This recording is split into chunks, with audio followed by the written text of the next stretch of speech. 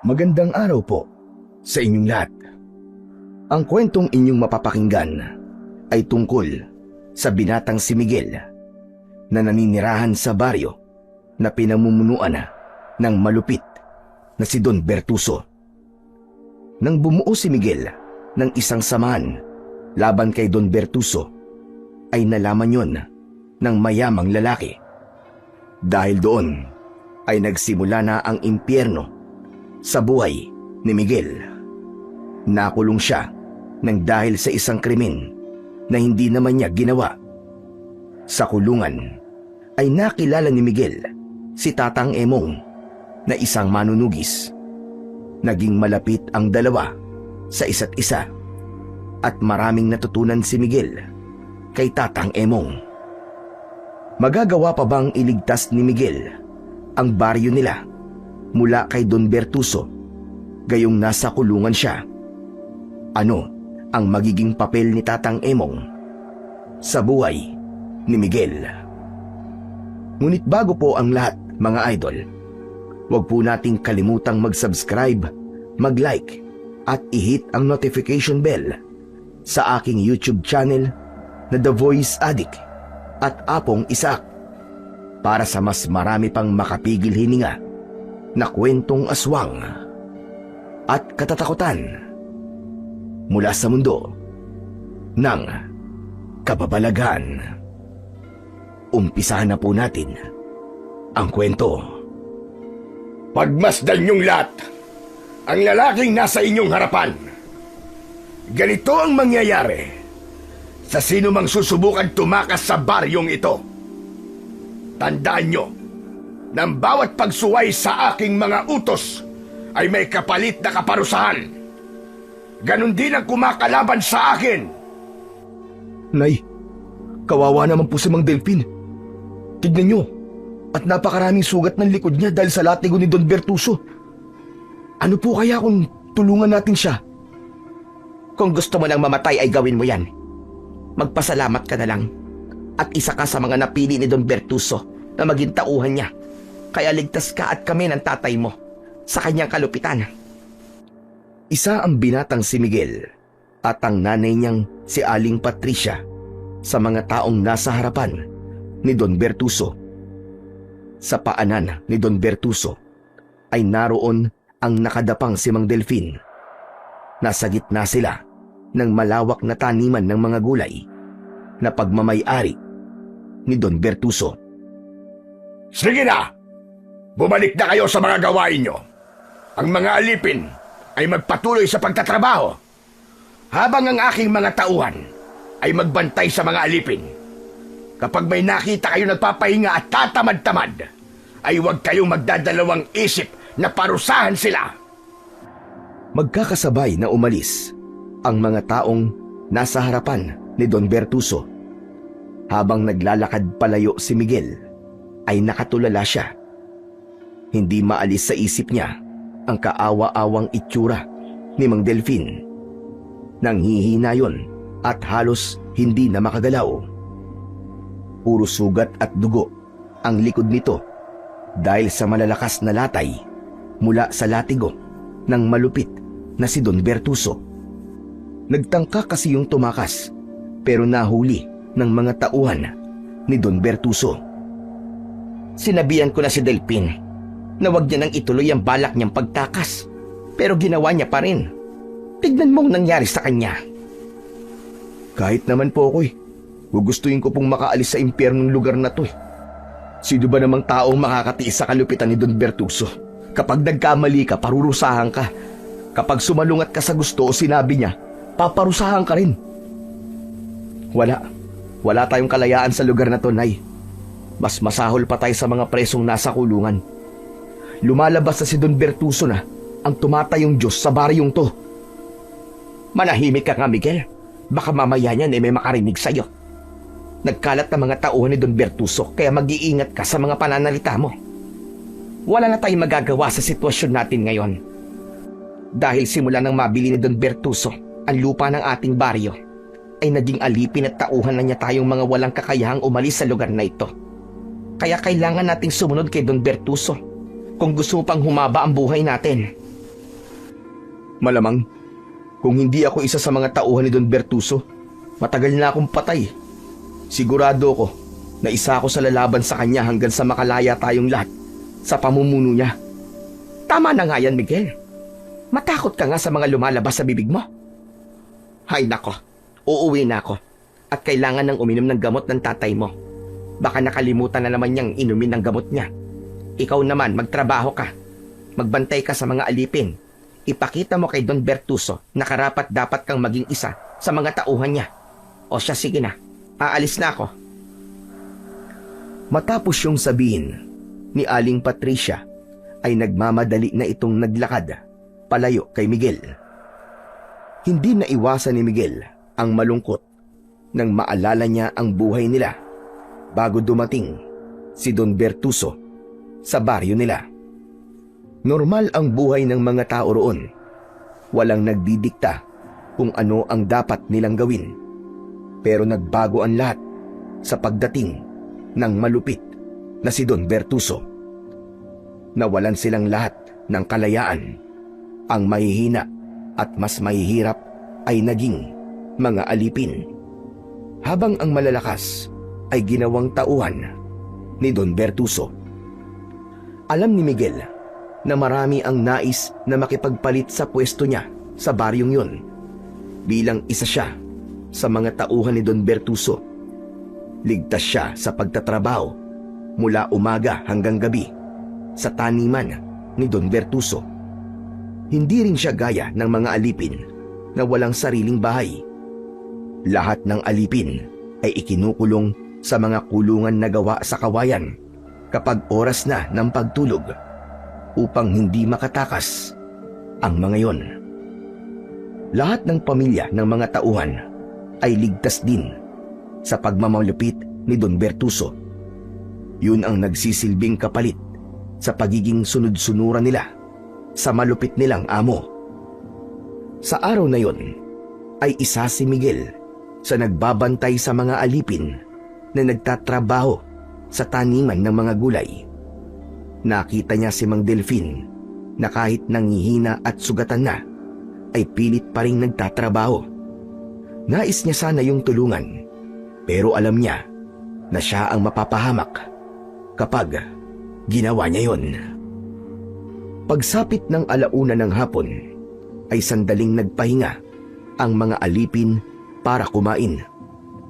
Habang kumakain ang mga alipin, ay nakabantay pa rin sina Miguel.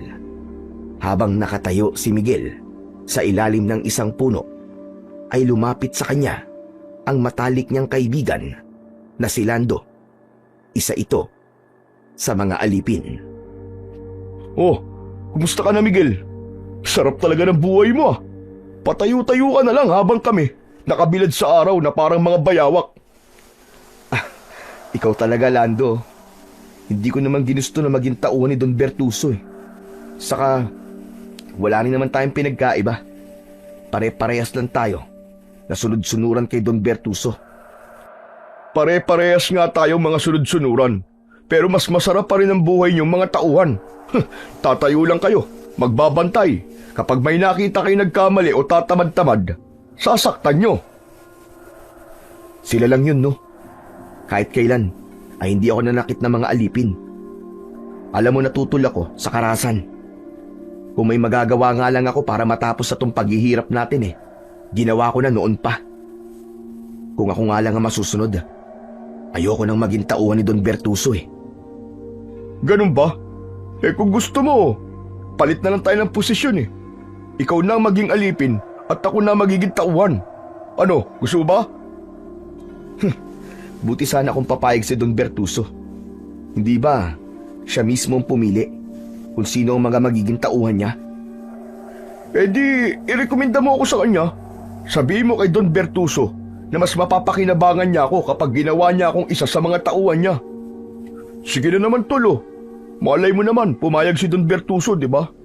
Ayaw mo ba nun? Parehas sa tayong tauhan. Ligtas na ako sa parusa. Pero Tol, hindi madali ang hinihiling mo Hindi ako malapit kay Don Bertuso. Hindi ako gaya ng ibang tauhan niya na parang linta kung makasipsip sa kanya. Bakit kasi hindi ka magpalangis sa kanya. Ipakita mo na tapat ka talaga sa kanya para kapag may gusto ka, ay madali mo makukuha, di ba? Naku, kung isa ako sa mga tauhan niya, gagawin ko ang lahat para maging malapit kay Don Bertuso. Alam mo naman dito sa baryo natin, kapag may tiwala si Don Bertuso sa'yo, maganda panigurado magiging buhay mo kumpara sa iba. Kaya nga, gusto ko talaga maging isa sa mga tauhan niya eh. Hayaan mo, Lando. Kapag nagkaroon ng pagkakataon, ay sasabihin ko kay Don Bertuso yung sinabi mo sa akin. Pero hindi ko may papangako na kukunin ka niya bilang isa sa mga tauhan niya. Yan! Yan ang gusto kong marinig sa'yo. Salamat pare ah. O paano? Babalik na ako sa pagtatrabaho at baka mamaya maparusahan mo pa ako eh. Nakangiting tumango si Miguel kay Lando. Nang umalis si Lando sa tabi niya, ay nalungkot siya dahil napakalaki na ng pinagbago ng paraan ng pag-iisip ng kaibigan. Hindi na ito gaya ng dating Lando na masayahin at palaban. Alam niya na karamihan ng mga tao sa baryo nila ay binago ng takot ng mga ito kay Don Bertuso.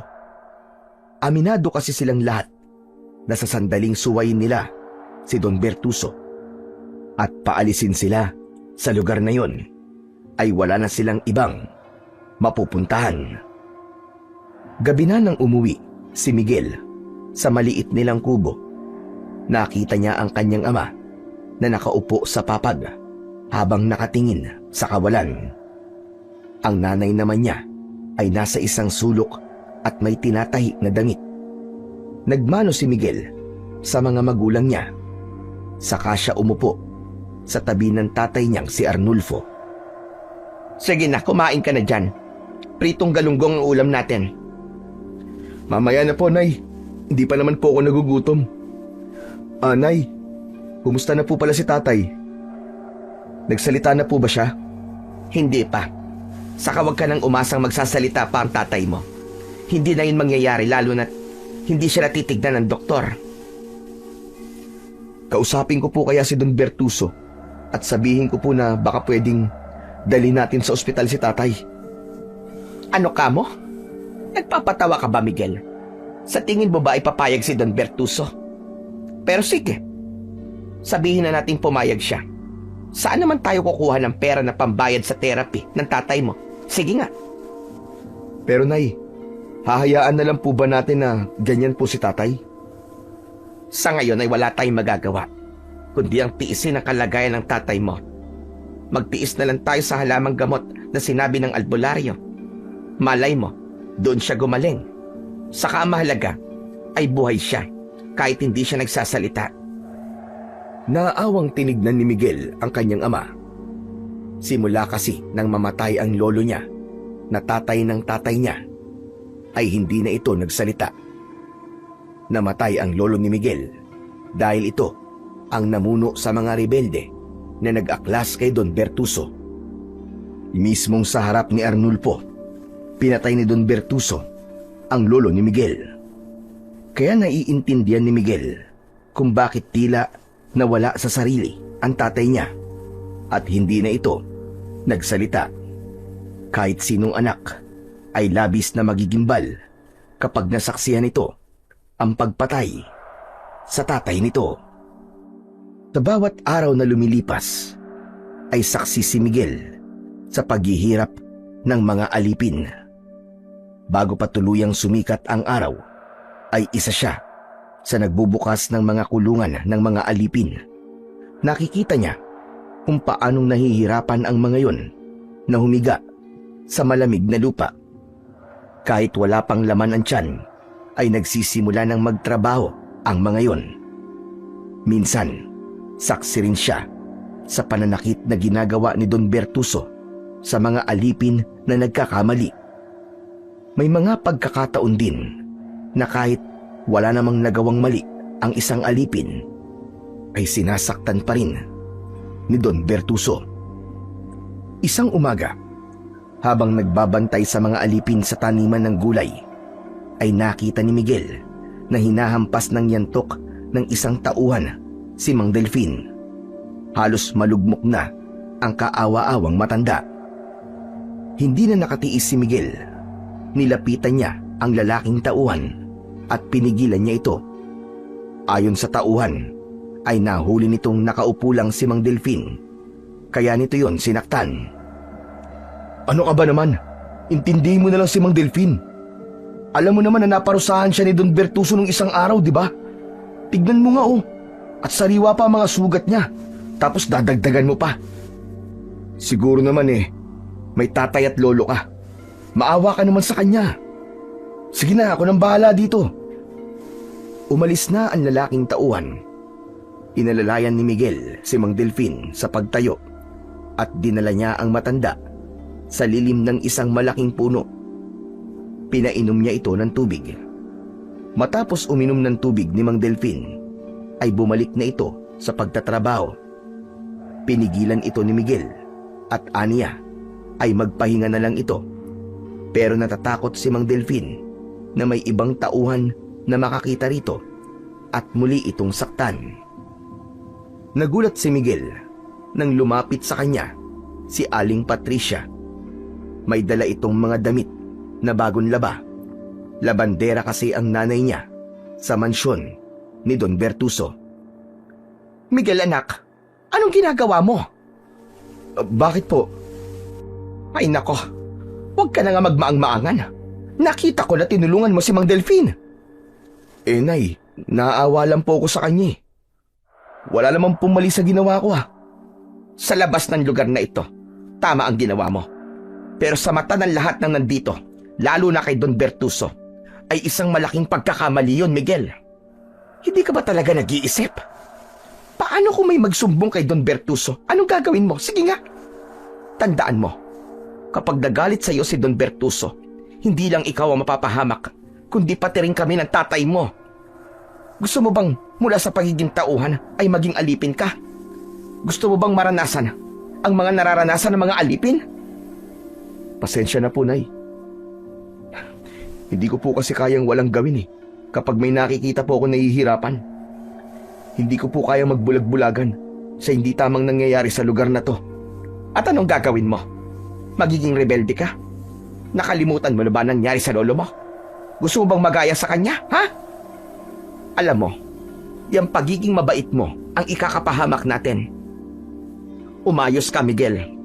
Kung gusto mo manatili sa kung nasaan ang pamilya natin sa lugar na ito, ay matutukan sundin ang lahat ng sinasabi ni Don Bertuso. Matapos yung sabihin ni Aling Patricia, ay iniwanan na nito si Miguel. Nanlambot si Miguel sa mga sinabi ng nanay niya.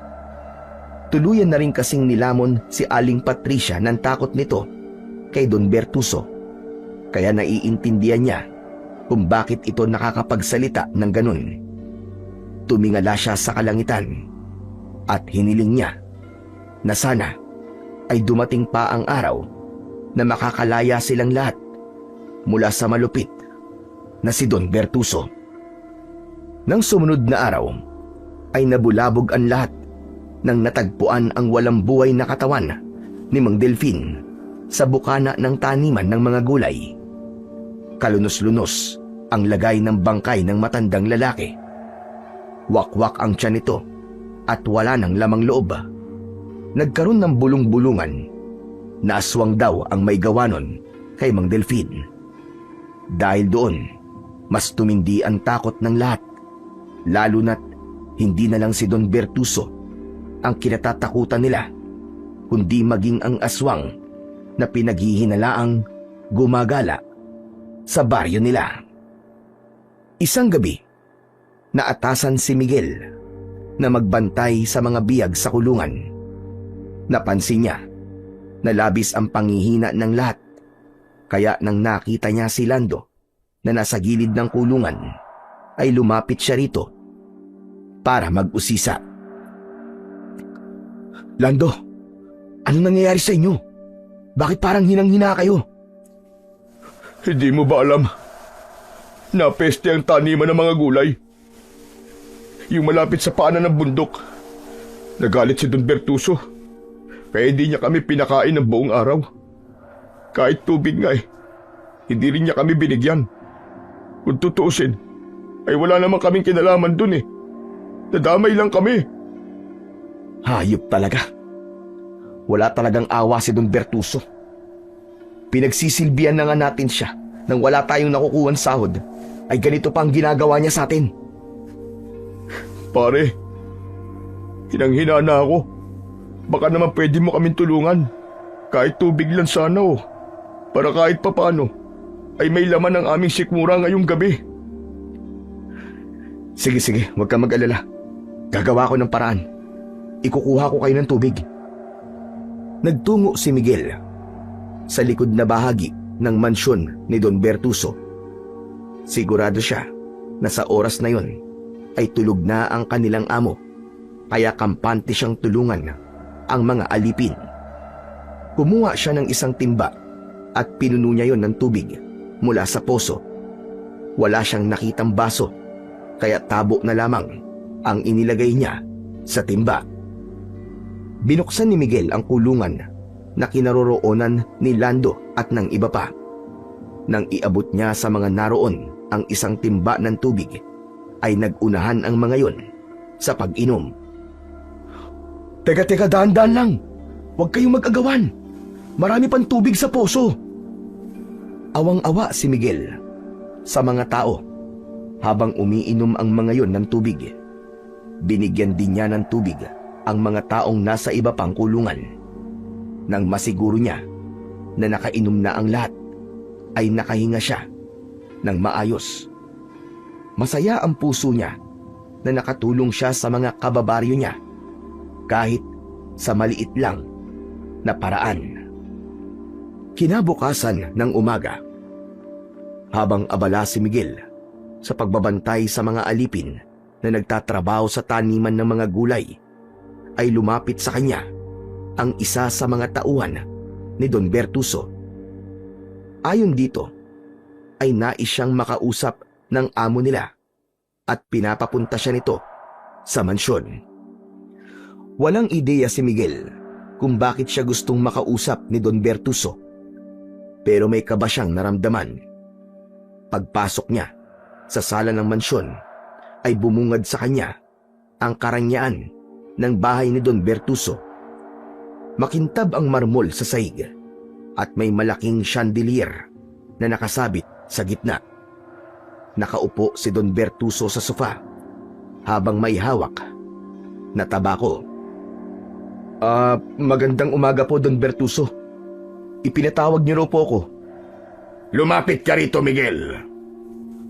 Humakbang si Miguel papalapit kay Don Bertuso. Malakas ang kabog ng kanyang dibdib. May nakapagsabi sa akin na pinainom mo raw ng tubig ang mga alipin kagabi. Totoo ba yon? Sino po may sabi niya sa inyo? Hindi na mahalagang malaman mo kung sino. Sagutin mo na lang ang tanong ko. Totoo ba o hindi? Totoo po. Naawa po kasi ako sa kanila nang nalaman ko po na maghapon po silang hindi kumakain at umiinom. Baka po kasi kung anong mangyari sa kanila eh. Hindi rin ba nasabi sa'yo na yun ay parusa ko sa kanila? Dahil napeste ang taniman ng mga gulay na malapit sa paanan ng bundok? Alam mo ba kung magkano ang nalugi sa akin dahil sa kapabayaan ng mga alipin? Sa ginawa mo, tinuturuan mo mga alipin na huwag matakot sa akin kasi alam nila na merong tutulong sa kanila sa tuwing paparusahan ko sila. Pasensya na po, Don Bertuso. Hindi ko po kasi kayang tiisin ang mga kababayan ko. Mga alipin ko na sila at ikaw ay isa sa aking mga tauhan. Miguel, isa ka sa mga kinuha kong tauhan ko dahil alam kong malakas ka. Alam ko na mas mapapakinabangan kita bilang isa sa aking mga tauhan. Alam mo naman siguro na isang malaking paglabag sa batas ko ang ginawa mo.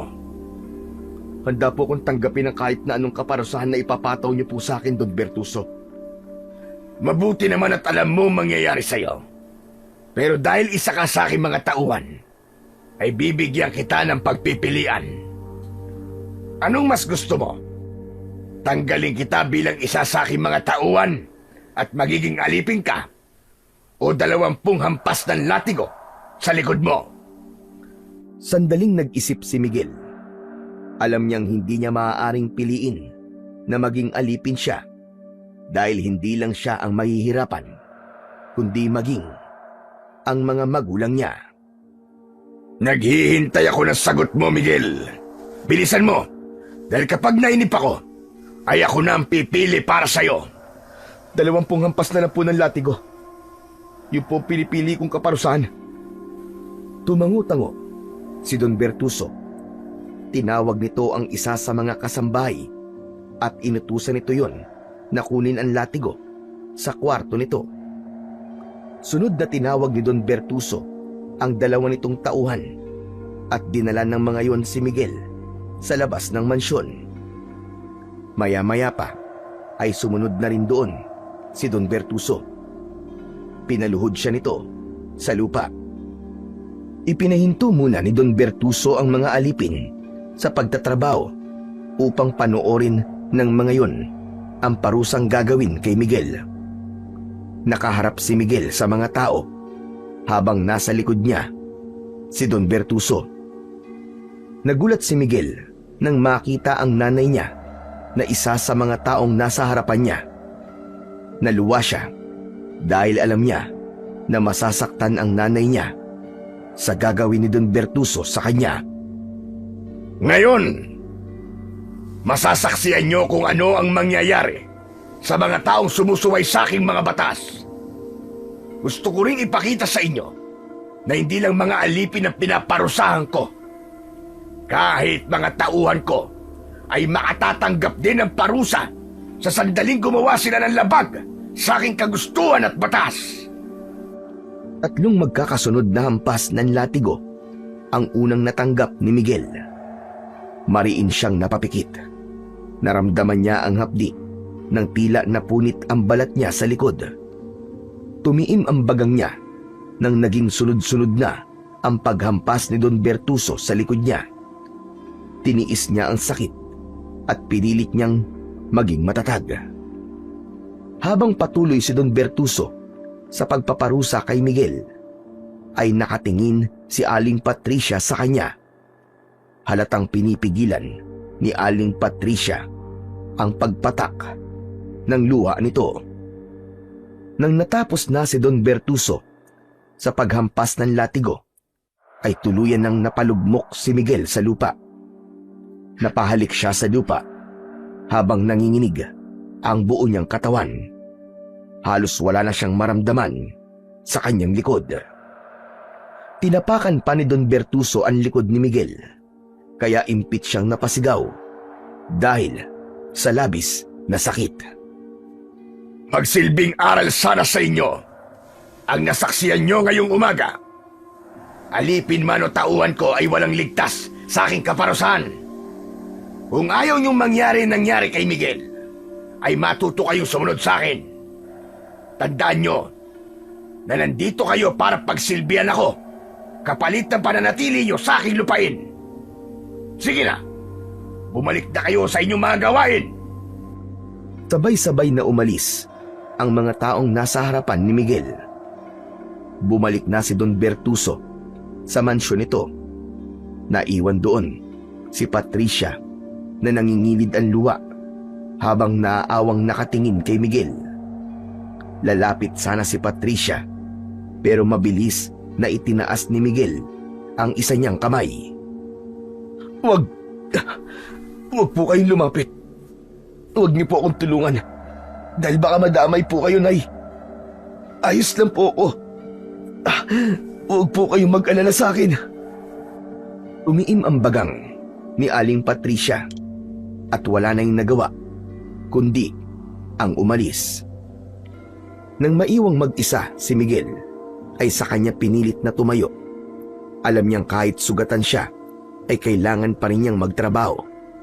Sa kabila ng parusang natanggap niya, ay wala siyang pinagsisisihan sa ginawa niya dahil mas mahalaga sa kanya na nagawa niyang tulungan ang mga alipin. Kinagabihan, pag-uwi ni Miguel sa bahay nila, ay sinalubong siya ng nanay niya na galit na galit. Sa kabila ng galit nito, ay pinili pa rin itong linisan at gamutin ang mga sugat ni Miguel sa likod. Ano ba kasing ginawa mo? At pinarusahan ka ni Don Bertuso? Binigyan ko po kasi ng tubig kagabi ang mga alipin. Naawa po kasi ako sa kanila kasi maghapon po silang hindi kumain at uminom ng tubig. Nakita mo na? Yang pagiging maawain mo, ang pagiging mabait mo, ang magpapahamak sa'yo. Diyos ko naman, anak. Napakalalim ng mga sugat mo, tingnan mo. Siguro naman, ay magtatanda ka na ngayon. Wala po akong pinagsisisihan sa ginawa ko, Nay. Masaya po ako na natulungan ko ang mga kababaryo natin. Mas magsisisi po ako kung hindi ko po sila binigyan ng tubig. Diyos ko naman, Miguel. Hindi ko na alam kung anong sasabihin ko sa iyo. Para mapagtanto mo na si Don Bertuso ang Diyos sa lugar na ito at wala tayong magagawa kundi ang sundin siya. Diyos? Hindi siya Diyos, Nay. Nagdiyos-Diyosan siya. Inaakala niya na siya ang Diyos dito sa baryo natin dahil binigyan natin siya ng ganoong kapangyarihan. Pero kung matututo lang po tayong lumaban, malalaman ni Don Bertuso kung saan siya dapat nakalagay. Anong ibig mo sabihin, Miguel? Lalabanan mo si Don Bertuso? Tumigil ka sa naiisip mong yan, ha? Kung gusto pang mabuhay. Nakalimutan mo na ba nangyari sa lolo mo? Ilang beses ko man sasabihin sa iyo yun? Nang dahil sa paglaban niya kay Don Bertuso, ay namatay siya. Miguel, anak, nag-iisa kitang anak. Aawa ka naman sa akin kung mauuna ka pang mamatay sa akin. Hindi ko pinangarap na maglibing ng anak. Pero hindi po ibig sabihin ay magagaya po ako kay Lolo, Nay. Gusto niyo po ba na ganito na lang po tayo habang buhay? Yung bang para tayong mga hayop na nakakulong sa baryong ito? Hindi na tayo makalabas dito. Sa tingin mo ba, ay gusto ko ang ganitong buhay? Ayoko ng ganito, Miguel. Pero alam ko na wala na tayong pag-asa para baguhin ang ating kapalaran. Matagal ko nang tinanggap na habang buhay na tayong nasa ilalim ng pamumuno ni Don Bertuso. Mas pinili na lamang ni Miguel ang tumahimik dahil alam niya na kahit na anong sabihin niya ay hindi na magbabago ang opinyon ng kanyang ina. Ngunit sa isip niya ay naglalaro ang isang bagay na matagal niya nang nais gawin. At yun na yang ipagpatuloy ang nasimulan ng kanyang namatay na lolo. Nang dahil sa parusang natanggap niya ay nagkaroon siya ng kagustuhan na pabagsakin ang malupit na si Don Bertuso. Sa mga sumunod na araw ay dumami pa ang mga natatagpuang bangkay sa baryo. Lahat ay pinatay sa kalunos-lunos na paraan. Wala nang lamang loob ang mga bangkay at halos inubos ang dugo sa buong katawan. Patuloy na natakot ang mga tao na may aswang na gumagala, pero para kay Miguel ay kagagawan yun ni Don Bertuso. Kung ano ang dahilan nito, kung bakit nito pinapatay ang mga tao, ay hindi niya alam. Gaya ng planong naisip ni Miguel, ay kinausap niya ang mga dating kasapi ng grupo ng mga rebelde na pinamumunuan noon ng kanyang lolo. Sinabi niya sa mga yon na handa siyang mamuno upang simulan ang pag-aaklas laban kay Don Bertuso. May ilan na umayaw, pero meron ding sumang-ayon kay Miguel at isa na roon ang kaibigan niya na si Lando. Tuwing may pagkakataon ay nagpupulong sila ng palihim upang pagplanuhan ang pagpapabagsak na gagawin nila kay Don Bertuso.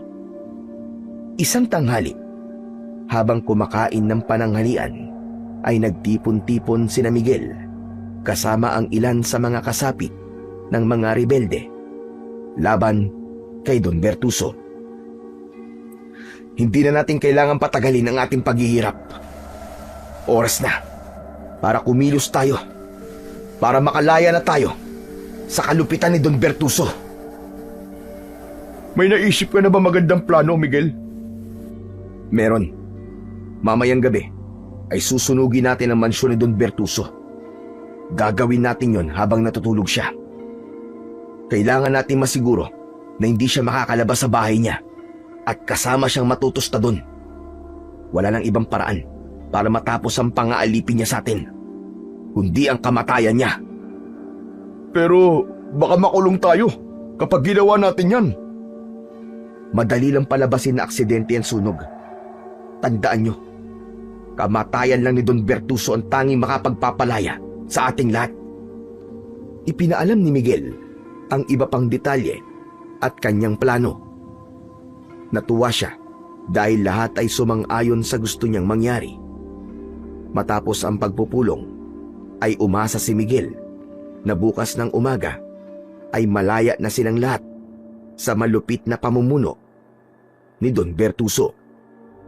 Pagsapit ng alas 7 ng gabi, ay umuwi na si Miguel sa bahay nila. Nadatnan niya ang nanay niya na pinapakain ang kanyang tatay. Naupo na rin si Miguel upang saluhan ang dalawa. Miguel, kumusta maghapon mo? Sana naman ay wala kang ginawang kung ano na magiging dahilan para parusahan ka ulit ni Don Bertuso. Wala po, Nay. Ayos lang naman po ako. Mamaya pala ay lalagyan ko ng gamot ang sugat mo sa likod para maghilom na kagad yan. Sige po, Nay. Maraming salamat po. Matapos yun, ay tahimik nang kumain si Miguel. Pinili niya na wag sabihin sa nanay niya ang plano nila ng mga kasama niya dahil sigurado siyang tututulan nito yun. May kaba rin siyang naramdaman pero wala siyang balak na umatras. Desidido na siyang tapusin ang kasamaan ni Don Bertuso sa gabi na yon. Ngunit sa gitna ng hapunan ay biglang pumasok ang dalawang tauhan ni Don Bertuso sa bahay ni Miguel. Hindi man lang kumatok ang mga yon. Dumiretso ang dalawang lalaki sa kusina at hinawakan ng mga yon ang magkabila ang braso ni Miguel. Tinutukan si Miguel ng isang lalaki ng baril sa ulo. Sinabi nito na kung ayaw niyang masaktan ay sumama na lang siya sa mga ito ng mapayapa. Ayon sa isang lalaki ay pinapatawag si Miguel ni Don Bertuso. Teka lang, sandali! Saan niyo madadali ng anak ko? Nay, wag po kayo mag-alala. Sasama na lang po ako sa kanila. Diyos ko, ano na naman ba itong nangyayari? May ginawa ka na naman bang kasalanan kay Don Bertuso? Hindi na nagawang makasagot ni Miguel dahil maras na siyang hinila ng mga lalaki palabas ng kanilang bahay. Mas pinili niya na wag nang pumalag dahil may dalang baril ang mga lalaki. Habang naglalakad ay hindi na iwasan ni Miguel ang kabahan sa dahilan kung bakit siya gustong makaharap ni Don Bertuso. Dinala si Miguel ng dalawang lalaki sa lumang imbakan ng mga gulay na matatagpuan malapit sa gubat. Sa pagkakaalam niya ay hindi na ginagamit ang imbakan na yun. Bukas ang mga ilaw doon at naroon si Don Bertuso. Itinali siya ng mga lalaki sa kahoy na nasa gitna ng imbakan. Tumayo si Don Bertuso sa harapan niya. Anong ibig sabihin po nito, Don Bertuso? Bakit niyo po ako kailangang itali? Alam mo, Miguel, naaalala ko sa iyo ang lolo mo. Hinding-hindi ko nakakalimutan na siya ang kauna-unahang tao sa lugar na ito na nagkaroon ng lakas ng loob na bumuo ng isang samahan ng mga rebelde para ako ay pabagsakin. Bakit ba hindi ko naisip na maaari mo rin yung gawin sa akin?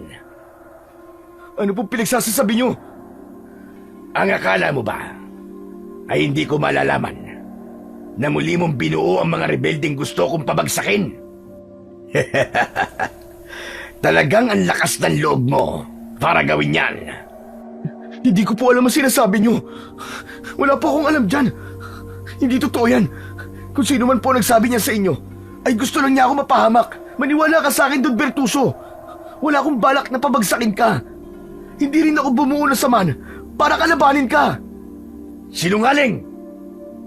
Sige, tignan natin kung makakapagsinungaling ka pa. Kapag iniharap ko sa'yo ang taong nagsumbong sa akin ng masama mong plano. Hindi makapaniwala si Miguel nang pumasok sa imbakan si Lando. Bahagya yung nakayuko at hindi makatingin sa kanya na para bang hiyang-hiya ito.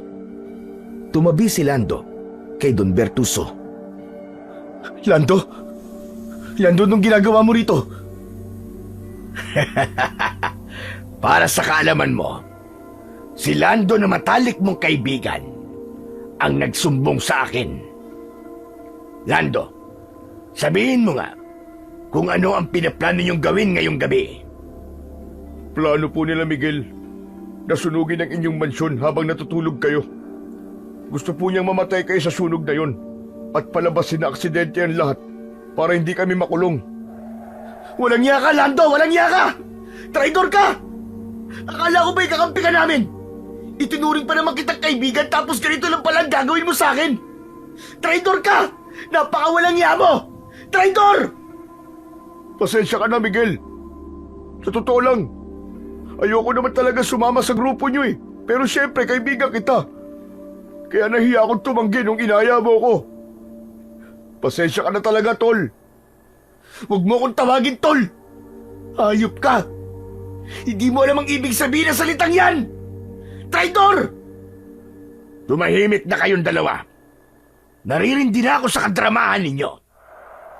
Ngayon, Miguel, siguro naman ay napatunayan ko na sa'yo na lahat ng kumakalaban sa akin ay hindi nagtatagumpay. Tignan mo ang nangyari sa'yo ngayon.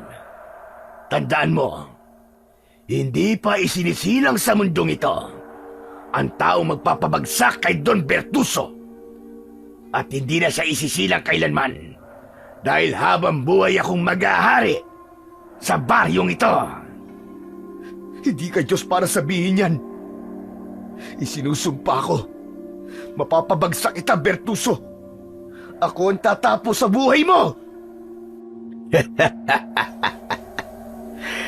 Huwag kang managinip ng gising, Miguel. Hindi ikaw ang magpapabagsak sa akin. Dahil bago mo pa ako mapabagsak, ay ikaw muna ang pababagsakin ko. Bakit? Anong gagawin mo sa akin? Papatayin mo ako? Sige, patayin mo ako ngayon! Diyan ka naman magaling, di ba? Ang patayin ng mga walang kalaban-laban. Pero subukan mo akong pakawalan dito. Tignan natin kung mananalo ka sa akin. Huwag mo akong pangunahan sa gagawin ko sa'yo. At huwag ka rin mag-alala. Dahil may iba akong pinaplanong gawin sa'yo. Masyado ng luma kung papatayin kita. Dahil ang dapat sa mga kagaya mo ay pinapahirapan ng habang buhay. Don Bertuso, mawalang galang na po. Yun po napag-usapan po natin. Hindi po ba ang hinihingi kong kapalit sa pagsusumbong ko ay gagawin niyo po akong isa sa mga tauhan ninyo? Walang iya ka talaga, Lando. Walang iya ka! Tinraidor mo ko dahil lang sa bagay na yan! Hayop ka! Hayop ka! Hindi mo ako naiintindihan eh. Dahil wala ka sa kalagayan ko. Matagal ko nang gusto maging tauhan ni Don Bertuso. Sawang-sawa na ako magtrabaho sa ilalim ng araw. Pagod na ako maging alipin. At saka, hindi ba nakiusap ako sa'yo noon? Natulungan mo ako na maging tauhan. Pero wala kang ginawa. Hindi mo ako tinutulungan na makawala sa pagiging alipin. Makasarili ka, Miguel. Makasarili ka! Yan ba talaga ang tingin mo?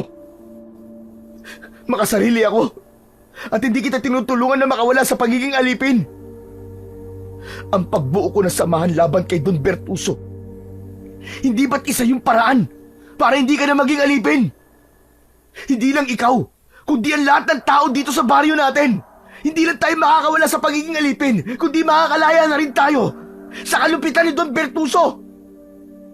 Pero dahil sa pagtatraidor mong hayop ka, ay malabo nang mangyari yun. Natigalgal si Lando sa sinabing yun ni Miguel. Tila doon lang nito naunawaan ang lahat kung bakit muling binuo ni Miguel ang kilusan na lalaban kay Don Bertuso. Tumahimik na kayo! Napakadrama niyong dalawa. At ikaw naman, Lando.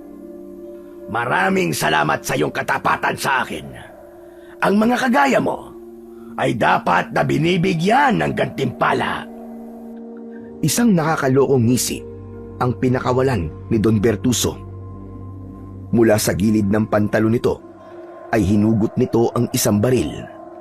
Itinutok nito ang baril sa dibdib ni Lando at sa kanito yon pinaputok. Walang buhay na bumagsak si Lando habang si Miguel ay labis na namigla sa bilis ng pangyayari. Ano ko, ugok? Hindi ko dapat pinagkakatiwalaan ng isang taong magawang traidorin ang kanyang kaibigan. Dahil paniguradong tatraidorin mo rin ako. Ano, Miguel? Nagulat ka ba? Huwag kang magalala. Dahil nag-uumpisa pa lamang ako. Sige, ipasok na ang isa pang sorpresa para kay Miguel. Laking gulat ni Miguel nang ipasok ng dalawa pang lalaki ang tatay niya. Nakatulala lang si Arnulfo na parabang hindi nito alam ang nangyayari. Hayop ka! Hayop ka, Bertuso! Huwag mong idamay ang tatay ko! Hayop ka! Hindi siya kasama sa mga rebelde! Hindi nga. Pero parte siya ng parusa ko sa'yo. Tignan natin kung hindi mo pagsisiyan ang pagtatraidor mo sa akin. 2 bala ng baril ang tumama sa dibdib ni Arnulfo. Nang bitiwan ito ng 2 lalaki, ay bumagsak ito. Malakas na napasigaw sa labis na galit si Miguel. Gusto niyang isipin na panaginip lamang ang lahat. Ngunit alam niya na yun ang realidad. Hayop ka! Hayop ka, Bertuso! Papatayin kita! Papatayin kita! Ganyan nga, Miguel. Ganyan nga. Magalit ka ng gusto. Gusto ko ay masiraan ka ng katinuan. Habang nagwawala si Miguel, ay lumapit si Don Bertuso sa kanya. Malakas nitong pinukpok ang ulo niya gamit ang hawak nitong baril. Sa lakas ng paghampas nito ay nanlabo ang paningin ni Miguel hanggang sa tuluyan na siyang nawalan ng ulirat. Hindi alam ni Miguel kung gaano siya katagal na nakatulog. Ngunit nang magising siya, ay nasa loob na siya ng isang sasakyan. Nakaupo siya at nakaposas ang kanyang mga kamay. Bumukas ang pinto sa tabi niya at isang pulis ang akmang papasok. Mabilis na lumabas si Miguel sa sasakyan at binangga niya ang pulis. Agad naman siyang hinawakan ng mga pulis at pilit na ibinalik sa loob ng sasakyan. Doon niya nakita ang mga taong nakatingin sa kanya. Naroon din si Don Bertuso na tila isang demonyo habang nakangiti. Anong ibig sabihin ito? Bakit niyo ako inuhuli? Anong ibig sabihin ito? Miguel, Miguel, Miguel. Magmamaang-maangan ka pa rin ba, ha, Miguel?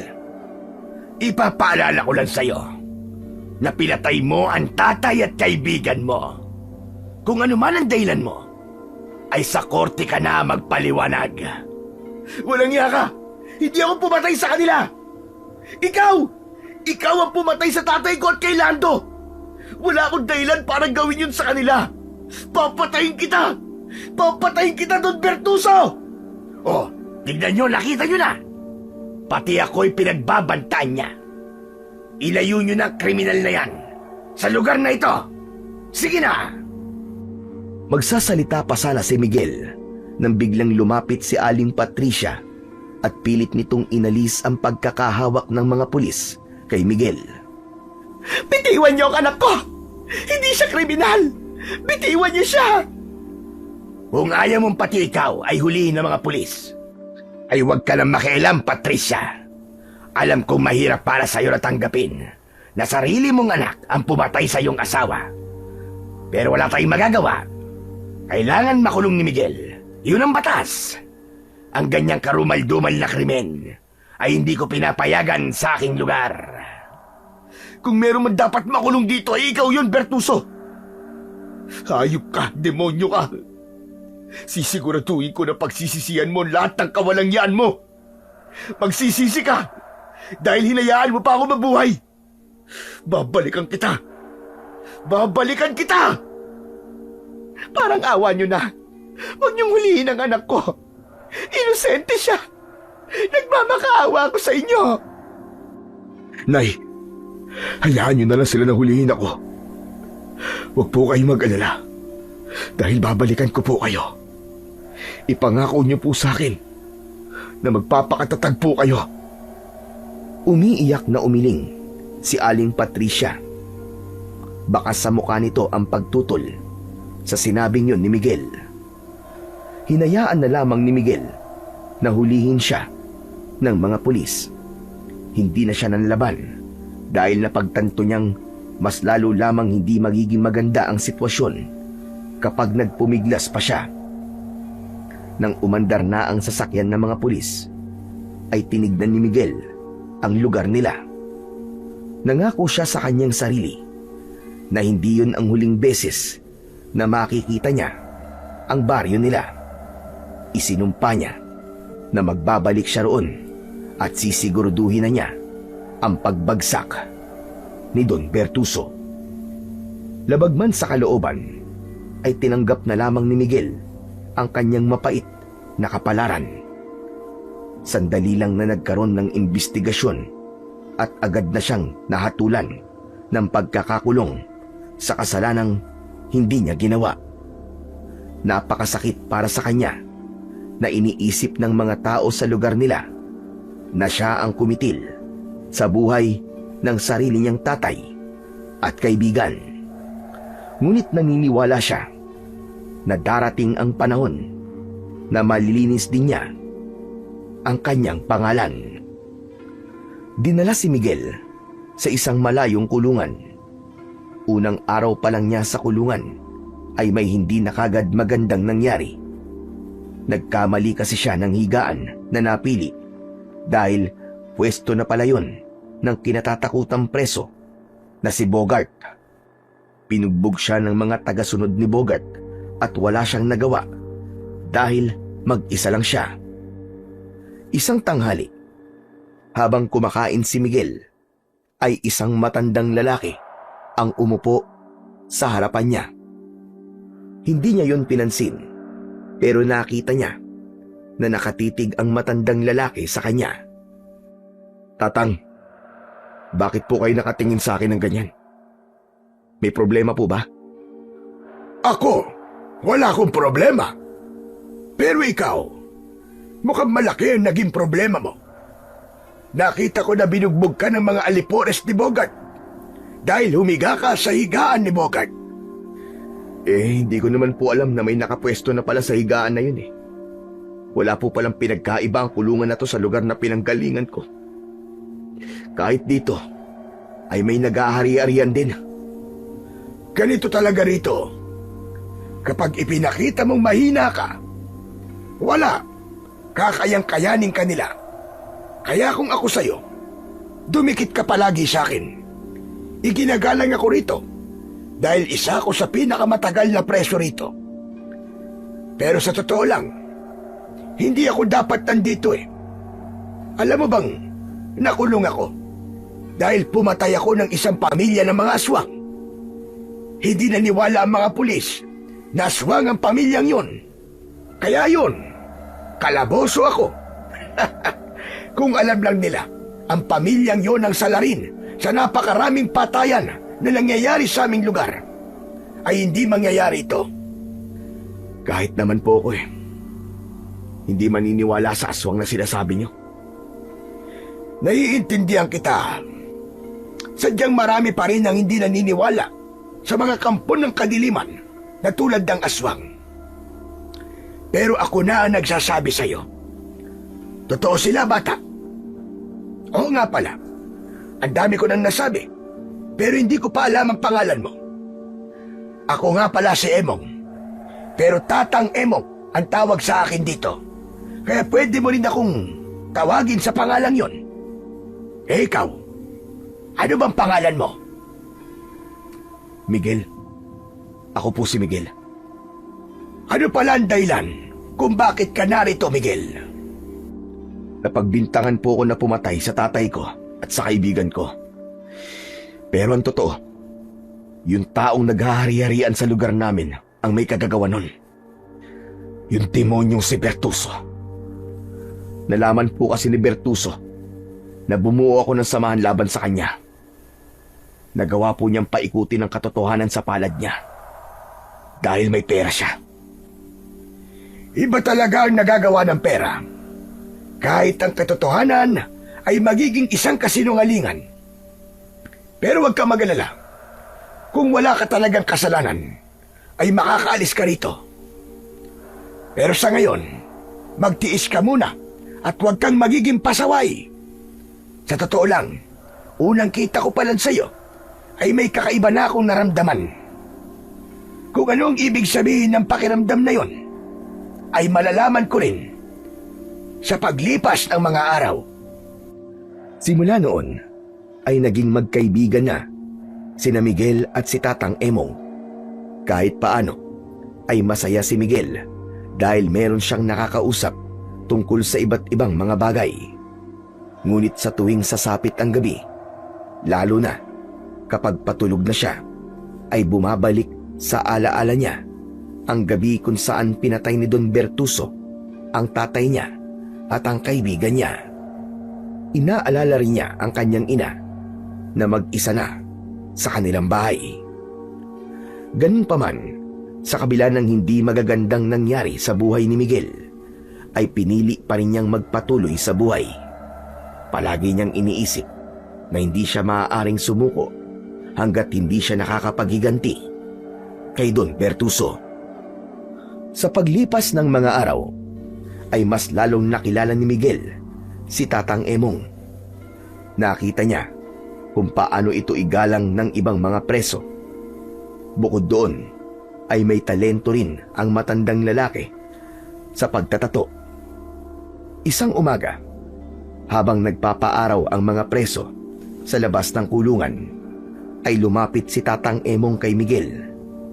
Dala ng matanda ang gamit nito sa pagtatato.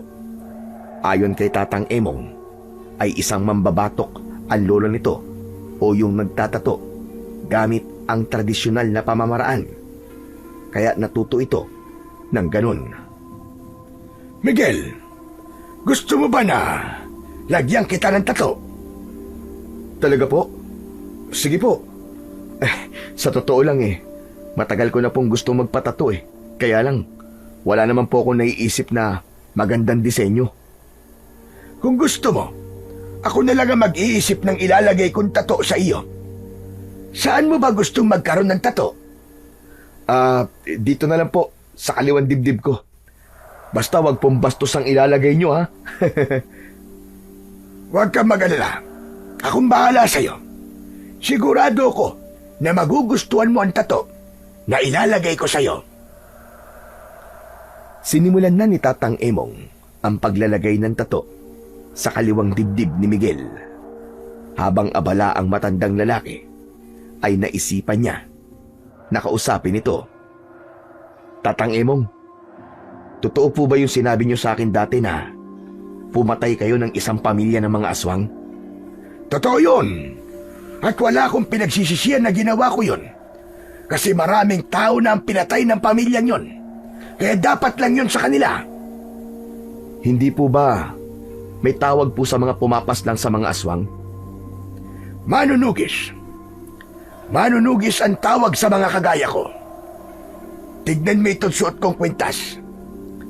Ito ang agimat na nagbibigay sa akin ng lakas at kapangyarihan kapag nakikipaglaban ako sa mga nilalang na katulad ng aswang. Ipinamana pa to sa akin ng lolo ko na isa ring manunugis. Napakahalaga nito sa akin, Miguel. Ito na lamang ang bagay na meron ako na nagpapaalala sa akin sa lolo ko. Pinagmasdan ni Miguel ang suot na kwintas ni Tatang Emong. Hugis krus yun na may matutulis na mga dulo. Sa tingin niya ay gawa yun sa isang uri ng metal, pero hindi siya sigurado kung anong klase yung metal. Kakaiba nga po ang itsura ng krus na yan ha. Marami pa itong ibang kayang gawin. Pero hindi ko na lang sasabihin kasi baka isipin mo na sinungaling ako. Pero Tatang Emong, kung manunugis po kayo, ibig po bang sabihin marami na po kayong pinatay na mga aswang? Tama po ba? Aba, oo naman. Tama yon. Hindi ko na mabilang kung ilan ang mga aswang na pinatay ko. Hindi ako matatawag na manunugis kung hindi marami ang aswang na nakaharap ko noon. Sa kabata pa lang ay sinanay na ako ng lolo ko para maging kagaya niya. Sayang po no, Tatang Emong. Kung hindi po siguro kayo nakulong, malamang hanggang ngayon po nakikipaglaban pa rin kayo sa mga aswang. Wala na akong magagawa sa kapalaran ko, kaya tinanggap ko na lang. Naniniwala rin ako na may dahilan ng lahat ng nangyayari sa buhay natin. Kaya itong pagkakakulong ko rito, alam kong meron itong magandang dahilan. At sa tingin ko, ay alam ko na ang dahilan na yon. Napaka-positibo po pala ng pananaw nyo sa buhay, Tatang Emong. Ako kasi, hindi ko po makita kung anong magandang dahilan ng pagkamatay ng tatay ko at ng kaibigan ko. At itong pagbabayad ko sa kasalanang hindi ko namang ginawa. Si Don Bertuso po ang dapat na nandito at hindi ako. Mahirap talagang makita ang magandang dahilan ng masasakit na pangyayari sa buhay natin, Miguel. Minsan, kine-question pa natin ang Panginoong Diyos. Pero magtiwala ka lang sa plano niya. Saka tignan mo, nang dahil sa pagkakakulong mo, ay nagkakilala tayong dalawa. O ayan, tapos na ang tattoo mo. Tignan mo na at sabihin mo kung nagustuhan mo. Tinignan ni Miguel ang inilagay na tato ni Tatang Emong sa kanyang dibdib. Kumunot ang noo niya dahil dalawa ang tato na inilagay doon ng matandang lalaki. Isang sili at isang X. Magkatabi ang dalawang tato. Aba, ayos maganda po. Maganda? Bakit parang hindi maipinta ang mukha mo? Hindi mo yata nagustuhan Yung totoo po, hindi ko po kasi masabi kung nagustuhan ko ba siya o hindi. Parang hindi po siya asig tignan Ang inaasahan ko pong itatato nyo sa akin dragon o kaya naman tigre. Pasensya ka na. Hindi ko na kasi kayang gumawa ng mga komplikadong disenyo dahil matanda na ako. Nanginginig na ang mga kamay ko. Kaya simpleng tattoo na lang ang inilagay ko sa'yo. Ayos lang po. Ang cute nga po nitong tattoo nyo sa akin Pero bakit po pala sili at X ang nilagay niyong tattoo sa akin? Ang totoo, Miguel, ay merong ibig sabihin ng mga yan. Pero saka ko nasasabihin sa'yo. Sa tamang panahon. Bakit hindi niyo pa po sabihin sa akin ngayon, Tatang? Pasuspense pa po kayo Hindi po ako makakatulog nito sa kakaisip kung ano po bang ibig sabihin ng tattoo na to. Basta, saka ko nasasabihin sa'yo. Huwag ka nang makulit dahil hindi pa ito ang oras para sagutin ko ang tanong mo na yan. Biglang naubo si Tatang Emong. Itinakip nito ang palad nito sa bibig dahil tuloy-tuloy ang pag-ubo nito. Tinapik ni Miguel ang likod ni Tatang Emong hanggang sa huminto na ito sa pag-ubo. Nang alisin ng matanda ang kamay sa bibig nito, ay nagimbal si Miguel nang nakita niyang may bahid ng dugo ang palad nito. Tatang, bakit po may dugo ang kamay niyo? Wala ito. Napalakas lang ang ubo ko. Kaya nasugatan siguro ang lalamunan ko. Pero parang hindi po normal ang dami ng dugo na yan Tatang, may sakit po ba kayo? Ano ba sakit ang sinasabi mo? Nakita mo na napakalakas ko pa. Kaya paano ako magkakasakit? Sige nga, sabihin mo. Malay ko po bang may sakit pala kayo tapos hindi niyo po sinasabi sa akin? Wala akong sakit, Miguel. Huwag na nga kung ano-ano pa ang iniisip mo. Malakas na tumawa si Tatang Emong, pero ramdam ni Miguel na peke ang tawang yon. Hindi na iwasang mag-alala ni Miguel para kay Tatang Emong dahil tila meron itong itinatago sa kanya pagdating sa lagay ng kalusugan nito.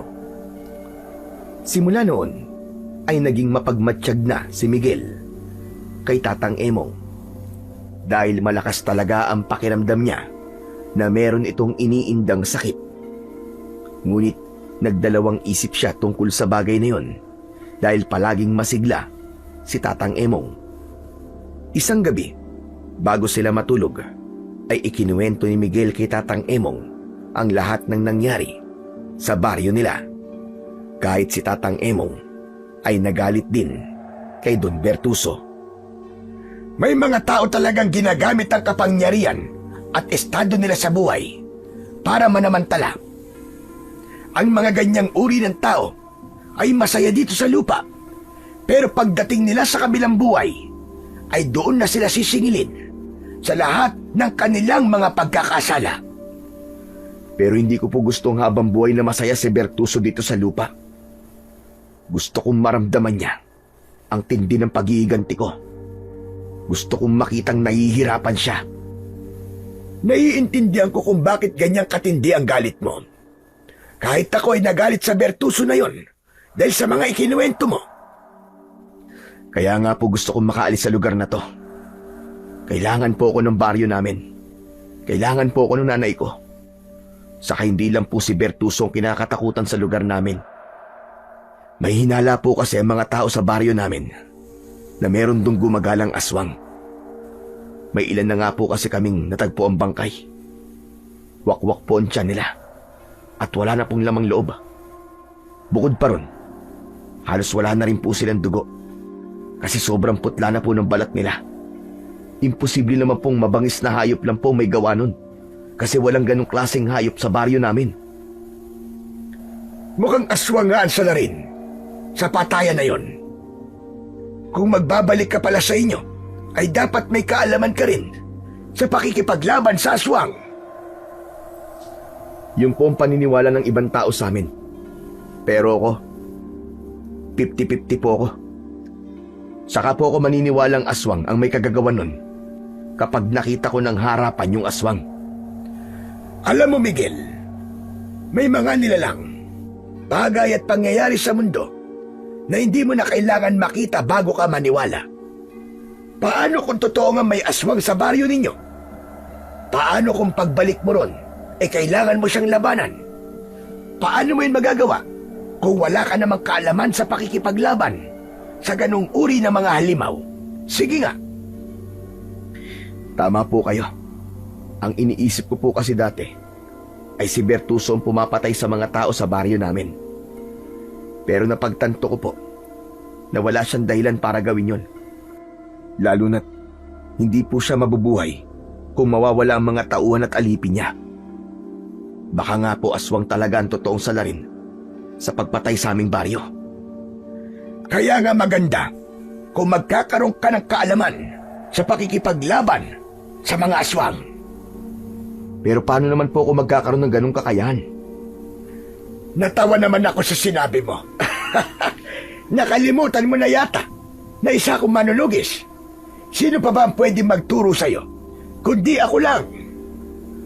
Pero Tatang Emong, baka naman po mapagod kayo. Hindi po ba may sakit po kayo? Ilang beses ko bang kailangan sabihin sa'yo na wala akong sakit? Dahil ba nung umubo ako ay may lumabas na dugo sa bibig ko? Naipaliwanag ko na yan sa iyo. Pero bahala ka kung iisipin mo may sakit ako. Pero sagutin mo na lang ang tanong ko. Handa ka bang sumailalim sa aking pagsasanay? Handa naman po ako, Tatang Emong. Pero sigurado po ba kayo na kaya niyo pa po? Kung wala kang tiwala sa akin ay wag na lang. Ang dami mo pa sinasabi. Sige na nga po. Oo na po. Pumapayag na po ako. Basta kapag may nangyaring hindi maganda sa inyo, huwag niyo akong sisisihin ha. Kayo ang may gusto niyan. Natawa na lamang si Tatang Emong sa sinabi ni Miguel. May kabang naramdaman si Miguel dahil wala siyang ideya sa kung anong klase ng pagsasanay ang gagawin nila ni Tatang Emong. Simula noon ay lihim nang nagsanay si Miguel sa tulong ni Tatang Emong sa isang tagumbahagi ng kulungan kapag meron silang libreng oras.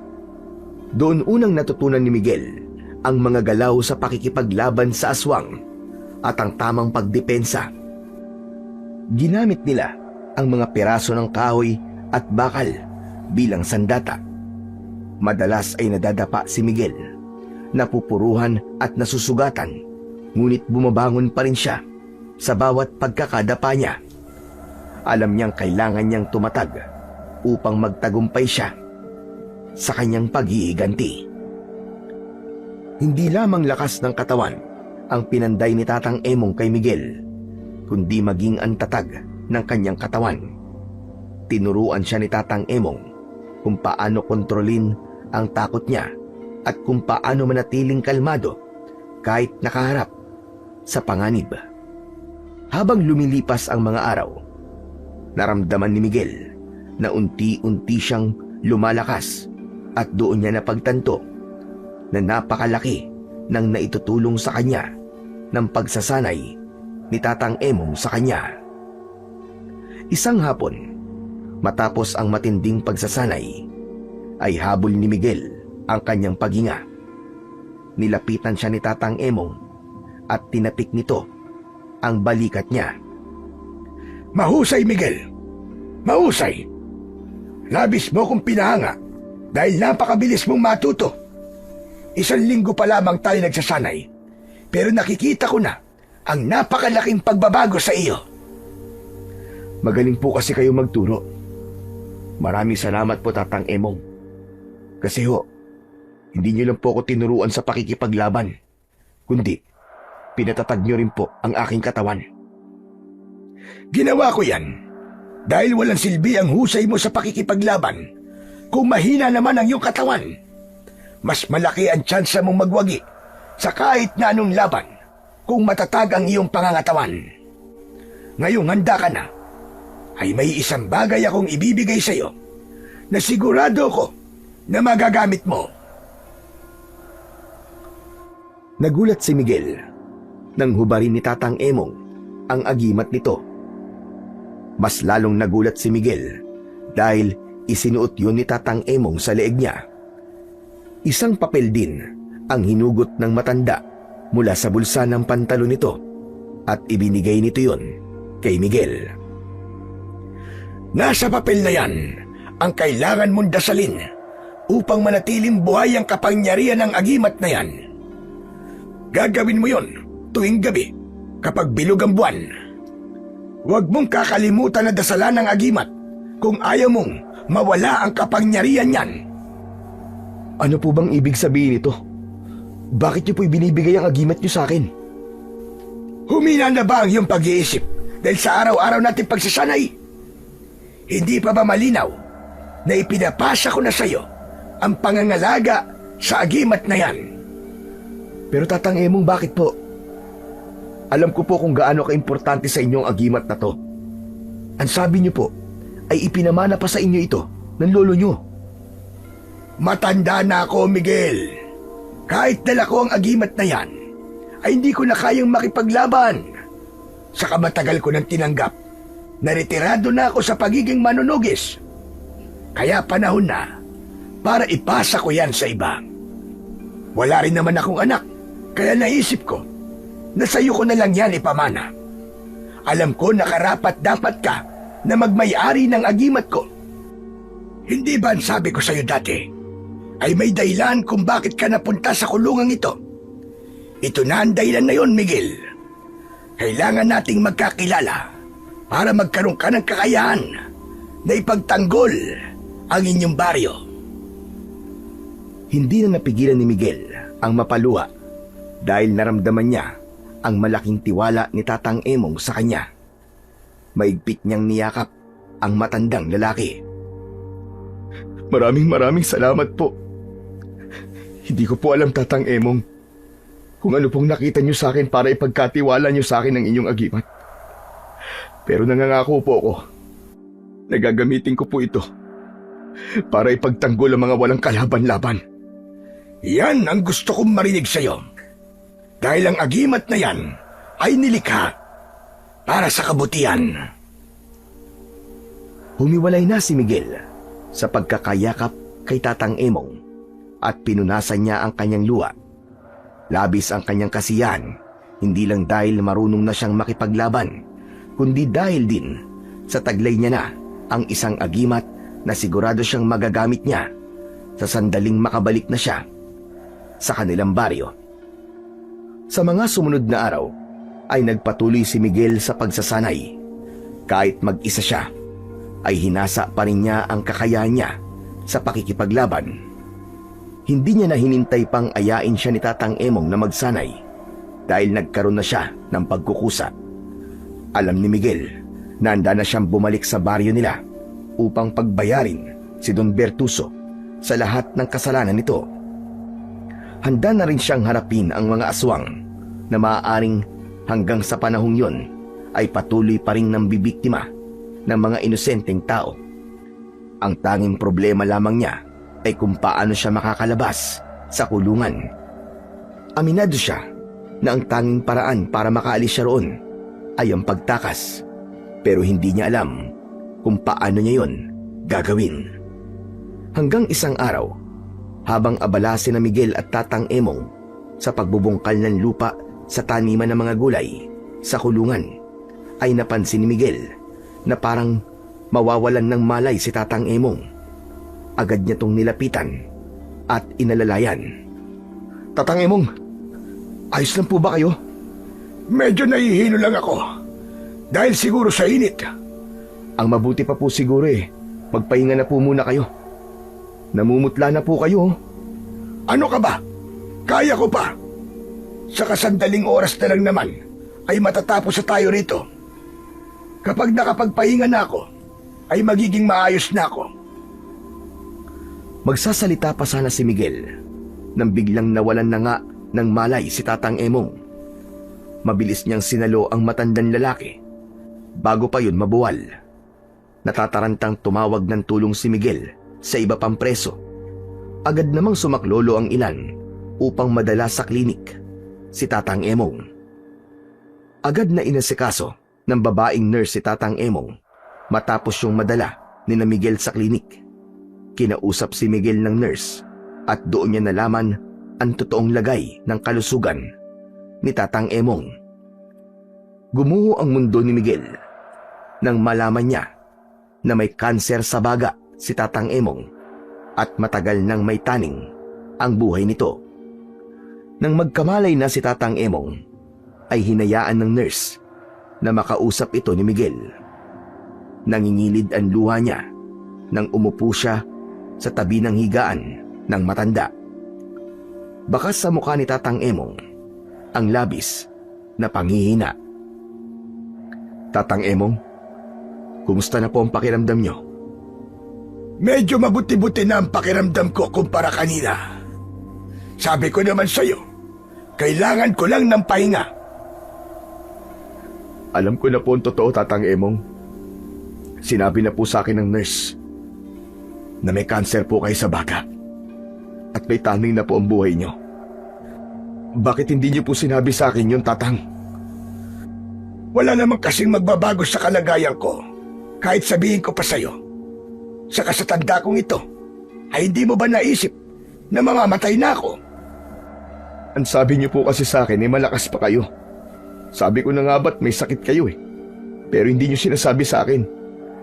Nagtataka lang po ako kung bakit bigla-bigla ang panghihina niyo.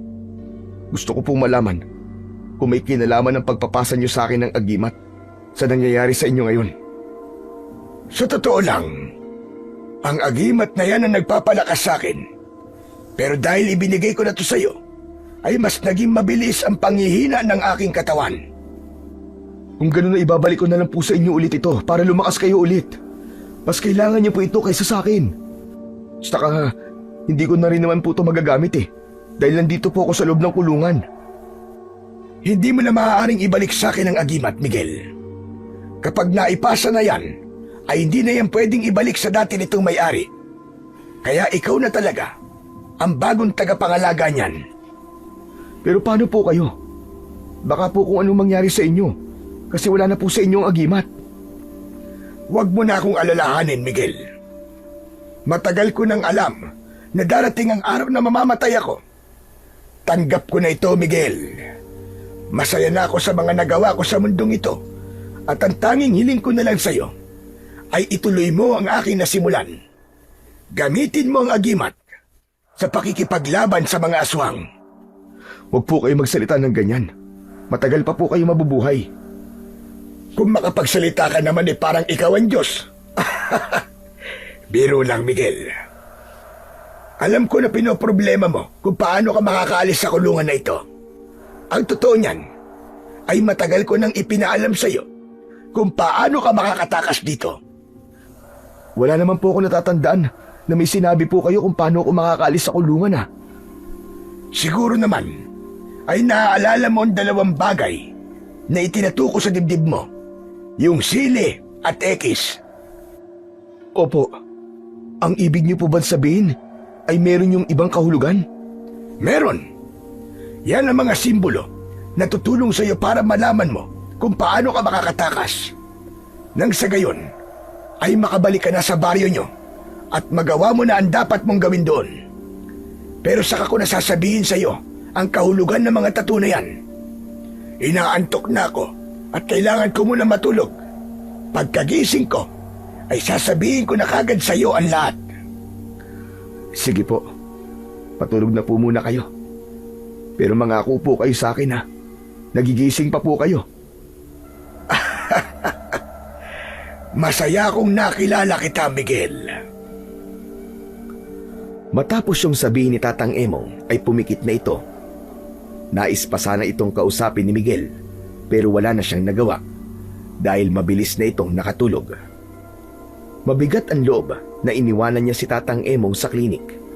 Umasa siya at nagdasal na sana ay wag munang kunin ng Diyos si Tatang Emong. Sa maikling panahon kasi na nakasama niya ito ay labis nang napalapit ang loob niya sa matandang lalaki.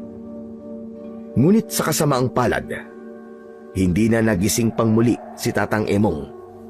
Sa araw din na yon ay nalaman ni Miguel na pumanaw na si Tatang Emong habang natutulog. Pakiramdam ni Miguel ay gumuho ang kanyang mundo. Hindi niya matanggap na ang kaisa-isang tao na naging kaibigan niya sa loob ng kulungan ay sumakabilang buhay na. Dahil wala ng pamilya si Tatang Emong, ay inilibing ito sa sementeryo na malapit sa kulungan. Laking pasasalamat ni Miguel nang pumayag ang mga pulis na dumalo siya sa paglilibing kay Tatang Emong. Kaya kahit paano ay naging magaan ng pakiramdam niya dahil nagawa niyang ihatid sa huling hantungan ang matanda. Nang nakabalik na si Miguel sa kulungan ay binalot siya ng matinding kalungkutan. Iyak siya ng iyak. Nang sumunod na araw, habang nasa taniman ng mga gulay si Miguel, ay wala siya sa kanyang sarili. Hindi kasi siya sanay na hindi niya kasama si Tatang Emong. Habang nakatulala si Miguel, ay nakita niya ang mga nakatanim na sili na nasa pinakasulok ng pader na nakapalibot sa buong kulungan. Sandali. Ang sabi sa akin ni Tatang Emong ay mga simbolo na tutulong sa akin para makatakas ako rito. Ang inilagay niyang tattoo sa akin. Hindi kaya ang mga sili na yon ang isa sa simbolo? Nilapitan ni Miguel ang mga sili. Sa pwesto niya ay wala nang nakakakita sa kanya dahil nasa pinakasulok na yon. Iginala niya ang kanyang paningin hanggang sa may nakita siyang malapad na bato sa gitna ng mga nakatanim na sili. Sa ibabaw ng batong yon ay may nakaukit na hugis ekis. Tama nga ako. Ang lugar na to ang tinutukoy ng mga simbolong itinato ni Tatang Emong sa akin. Pero paano naman ako makakatakas gamit ang sili at ang batong may ekis? Hindi kaya. Ang sili ay ang palatandaan ng lugar kung saan ako maaaring makalabas ng kulungan. At ang batong ekis naman ay ang marka ng daan palabas. Yumukod si Miguel at bahagya niyang inangat ang malapad na bato. Nagulantang siya nang may nakita siyang lagusan sa ilalim nun. Nanlamig siya nang napagtanto niya na isa yung lagusan. Siguro'y matagal nang ginawa ni Tatang Emong ang lagusan na to. Tatang Emong, kung nasan ka man ngayon ay nagpapasalamat ako sa lahat ng tulong mo sa akin. Nangangako ko na hindi ko po kayo bibiguin. Hindi na nagdalawang isip pa si Miguel. Alam niyang wala nang ibang tamang oras para tumakas siya, kundi sa oras din na yun.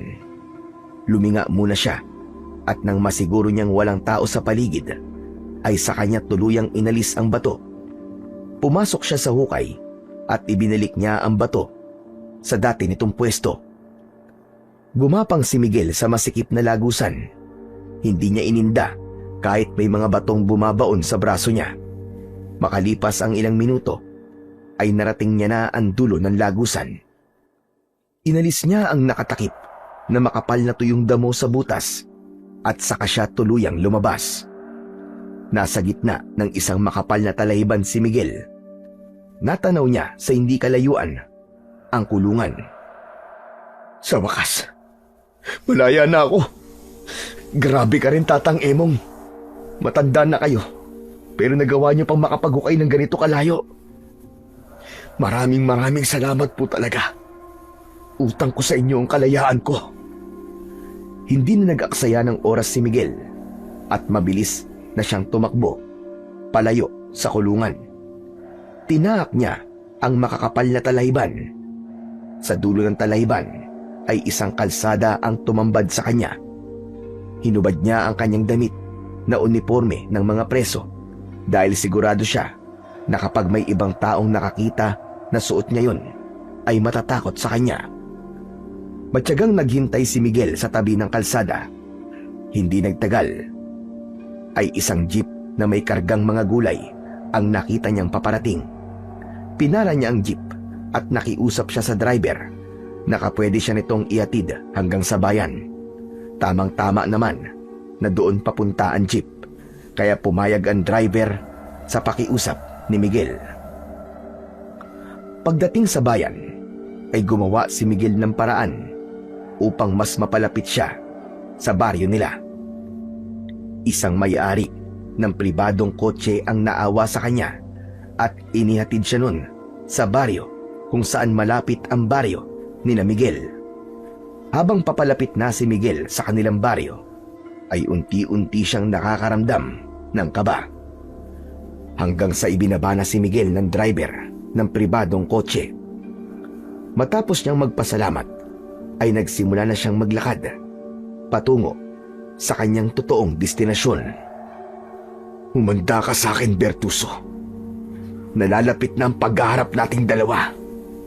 At sisiguraduhin ko sa'yo na sa pagkakataong ito ay magtatagumpay na ako na pabagsakin ka. Nag-aagaw na ang liwanag at dilim nang makarating si Miguel sa mismong baryo nila. Nagtataka siya dahil wala siyang nakitang kahit isang tao na nasa labas. Dumaan siya sa gilid ng baryo hanggang sa nakarating na siya sa bahay nila. Pagpasok ni Miguel ay nagulat si Aling Patricia nang nakita siya. Diyos ko! Miguel anak, anong ginagawa mo rito? Nakalaya ka na ba? Hindi po, Nay. Tumakas po ako sa kulungan. Ano ka mo? Bakit mo ginawa yun? Diyos ko, mas lalo mo lamang pinapahamak ang sarili mo. Panigurado na sa mga oras na ito ay hinahanap ka na ng mga kapulisan. Kaya nga po kailangan ko na magmadali. Kailangan ko na pong gawin kagad ang dahilan kung bakit po ako bumalik dito. At yun ay ang pagbayarin si Bertuso sa kasamaan niya. Lalong-lalo na sa pagpatay niya kay tatay. Pero hindi ka na dapat nagbalik pa dito, Miguel. Bakit po? Hindi po ba kayo masaya na makita niyo ulit ako? Hindi sa ganun, anak. Pero simula na makulong ka, ay marami na nagbago sa baryong ito. Hindi lang sa baryo, kundi sa mga tao na nandito. Teka, ano po bang ibig niyo sabihin, Nay? Si Don Bertuso, hindi siya isang tao. Isa siyang malakas na uri ng aswang. Siya ang aswang na pumapatay sa mga tao nung nandito ka pa. At ang masama pa nito, balak niyang gawing pugad ng mga aswang ang baryo natin, anak. Inamin niya sa aming lahat na yun talaga ang balak niya nung simula pa lamang. Sigurado po ba kayo sa sinasabi niyo, Nay? Parang ang hirap naman po yatang paniwalaan yan. Kahit kami nung una, ay ayaw naming maniwala sa mga isiniwalat ni Don Bertuso. Ngunit nung hinawaan niya na ang lahat ng mga tauhan niya para maging aswang din, na kagaya niya, ay doon na kami naniwala. Pati ang ibang mga alipin ay ginawa na rin niyang aswang. Habang ang ibang alipin naman ay nakakatulong pa rin at ginagawang pagkain nila Don Bertuso. Ngunit may mga kagaya kong alipin na hindi nakakulong upang magtrabaho sa taniman. Napakahayop talaga ng Bertuso na yun. Napakasama niya. Mabuti na lang at bumalik ako rito. Dahil ako ang tatapos sa kasamaan niya. Anak naman, mas makakabuti kung aalis ka na lang dito. Hindi mo siya kayang labanan. Ipapahamak mo lamang ang sarili mo, anak. Huwag po kayo mag-alala, Nay. Dahil may nakilala po ako sa kulungan na isang manunugis. Ito po. Tignan niyo po itong suot kong kwintas. Isa po itong agimat na malakas na panlaban sa mga aswang. Ibinigay po ito sa akin ng manunugis na yun. Sisiguraduhin ko po na lahat ng mga aswang dito sa baryo natin ay papatayin ko. Uubusin ko silang lahat. Kung ganon, pati pala ako ay dapat mo na rin patayin. Po? Bakit ko naman po kayo papatayin? Dahil isa ako sa mga hinawaan ni Don Bertuso sa pagiging aswang niya. Isa na akong aswang, Miguel. Tuwing sasapit ang gabi, nagbabago ang aking anyo. Nakakaramdam ako na matinding gutom at uhaw. Pero tanging laman at dugo lamang ng tao ang gusto kong kainin at inumin. Sabihin niyo sa akin, Nay, kumain na po ba kayo ng tao? Hindi, anak. Kahit minsan ay hindi ako kumain ng tao. Kahit nahihirapan ako, ay hindi ko yung ginagawa. Pinipigilan ko ang aking sarili. Kung ganun, may pag-asa pa po kayo na maging tao ulit. Kailangan ko lang mapatay si Bertuso at pagkatapos ay hahanap tayo ng lunas sa sumpang nasa inyong katawan. Marami po akong nalaman tungkol sa mga aswang sa naging kaibigan ko manunugis sa kulungan. At isa sa mga natatandaan ko ay kapag hinawaan ng isang aswang ang isang tao, ay may pag-asa pa itong maging taong muli kung hindi pa siya kumakain ng tao. Kaya may pag-asa ka pa, Nay. Magtiwala lang po kayo sa akin. Mamayang gabi, sisiguraduhin ko na babagsak na si Bertuso. Itagahan niyo sa bato. Naluluwang tumango si Aling Patricia hanggang sa tuluyan na itong napahagulgol. Maigpit na niyakap ni Miguel ang nanay niya upang pakalmahin ito. Tulungan mo ko, anak. Ayokong maging aswang habang buhay. Natatakot ako na baka dumating ang araw na hindi ko na mapigilan ang aking sarili at magawa ko na rin pumatay at kumain ng tao, gaya ng mga taong ginawang aswang ni Bertuso. Huwag kang mag-alala, Nay. Gagawin ko po ang lahat para maging normal ulit kayo. Magtiwala lang po kayo sa akin. May awa po ang Diyos. Nang sandaling yon, ay mas lalong tumindi ang kagustuhan ni Miguel na tapusin na ang kasamaan ni Don Bertuso at wala nang ibang paraan para mangyari yon kundi ang patayin niya ito. Kahit papano ay natuwa siya nang malaman niyang si Don Bertuso at ang aswang na kailangan niya ring patayin ay iisa lang. Ibig sabihin, isa lang ang kailangan niyang patayin para magwakas na ang dilubyong nangyayari sa kanilang baryo. Pagsapit ng 10:00 ng gabi, ay naglakad na si Miguel papunta sa mansyon ni Don Bertuso. Dala niya ang isang bagong hasang itak na siyang gagamitin niyang sandata sa pakikipaglaban. Nang nasa harap na siya ng malaking pinto ng mansyon, ay huminto siya at malakas na sumigaw. Bertuso! Lumabas ka, harapin mo ako! Tapusin na natin ang laban ngayong gabi! Hindi nagtagal ay lumabas si Don Bertuso. Nakasuot yon ng itim na roba. Nagulat si Don Bertuso pagkakita kay Miguel. Tinotoo mo nga ang sinabi mo, Miguel. Nagbalik ka na rito sa ating baryo. Maligayang pagbabalik. Kumusta ka na? Sabihin mo sa akin kung paano mo nagawang makalabas ng kulungan. Wala ako rito para makipagkumustahan sa'yo, demonyo ka. Nandito ako para tapusin ang paghahari mo. Walang iya ka. Isa ka palang aswang. Hindi ka na nakontento sa ginawa mo kaming alipin. Talagang ginawa mo pagkagaya mo ang mga tao rito. Gusto ko kasing gawing kuta ng mga aswang ang baryong ito. Dito ko uumpisa ng lahat hanggang sa mapalawak ko ang aking paghahari sa iba pang baryo. Hindi na mangyayari yan. Dahil papatayin na kita ngayon. Walang pagdadalawang isip na sinugod ni Miguel si Don Bertuso. Naramdaman niya ang kakaibang lakas at bilis na ibinigay sa kanya ng suot niyang agimat. Bago pa man siya makalapit kay Don Bertuso, ay nag-anyong aswang ito. Mas lumaki ang katawan nito.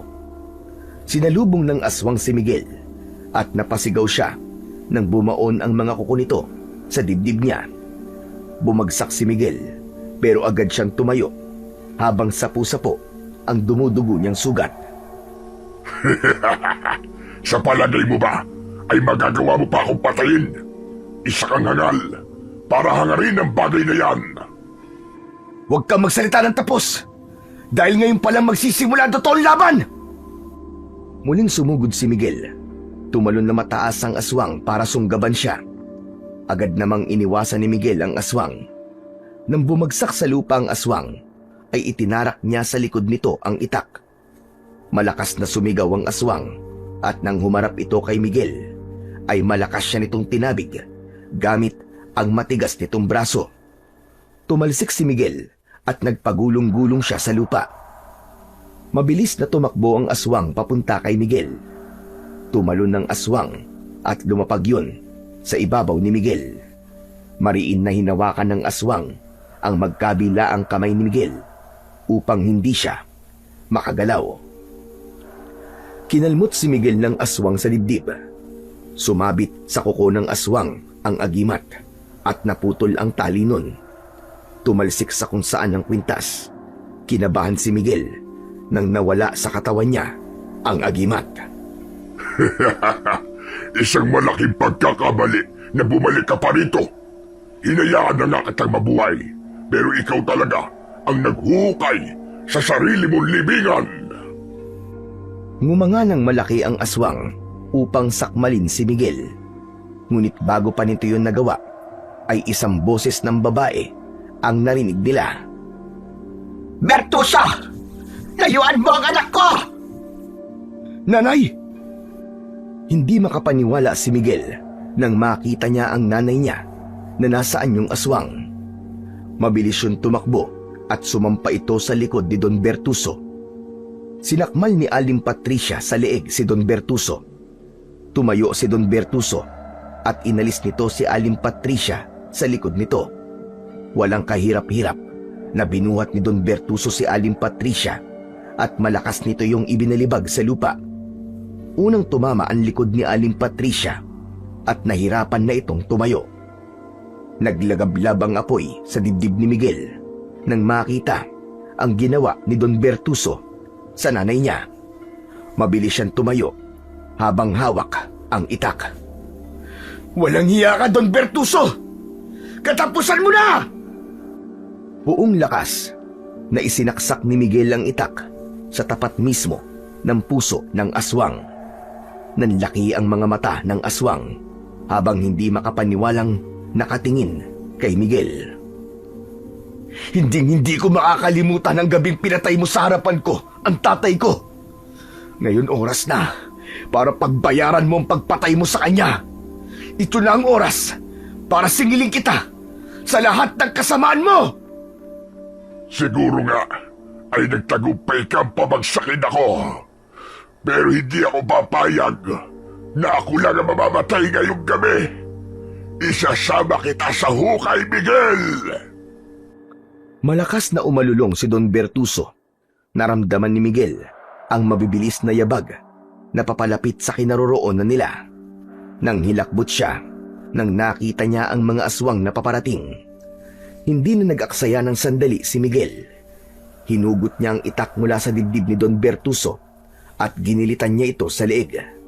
Sa lalim ng sugat nito sa leeg ay halos humiwalay na ang ulo nito sa katawan nito nang bumagsak yon sa lupa. Matapos mamatay ni Don Bertuso, ay inihanda naman ni Miguel ang sarili sa pagharap niya sa mga aswang na paparating. Hanggang sa narinig ni Miguel ang sigawan ng mga taong nakakulong sa kulungan na gawa sa kawayan na nasa gilid ng mansyon. Inuuga ng mga tao ang kulungan. Hindi nagtagal ay nasira ang kulungan at sabay-sabay na lumabas ang mga tao mula roon. Lahat ay kumuha ng kahit na anong bagay na pwedeng gamiting sandata, gaya ng bato at mga kawayan na mula sa nasirang mga kulungan. Sinugod ng mga tao ang mga aswang. Matapang na nilabanan ng mga tao ang mga yon. Naramdaman ni Miguel ang nagsusumidhing kagustuhan ng lahat na tuluyan ng alisin ang kasamaan sa baryo nila. Agad na tinulungan ni Miguel ang mga tao sa pakikipaglaban sa mga aswang. At dahil sa kanilang pagtutulungan, ay mabilis nilang naubos ang mga aswang. Hindi nagtagal, ay wala ng buhay na aswang ang natira sa harapan ng mansyon ni Don Bertuso. Habang nagsasaya ang mga tao, ay nilapitan ni Miguel ang kanyang ina. Bahagya niyang inangat ang ulo nito. Nasaan yung aswang pa rin, si Aling Patricia. Nay, gumising po kayo, parang awa niyo na. Nay, huwag niyo po akong iiwan. Hindi makapaniwala si Miguel nang unti-unting bumalik sa pagiging tao si Aling Patricia. Nang tuluyan na yung naging tao, ay nagising na ito. Nay! Nay! Salamat sa Diyos at buhay ka! Mahigpit na niyakap ni Miguel si Aling Patricia.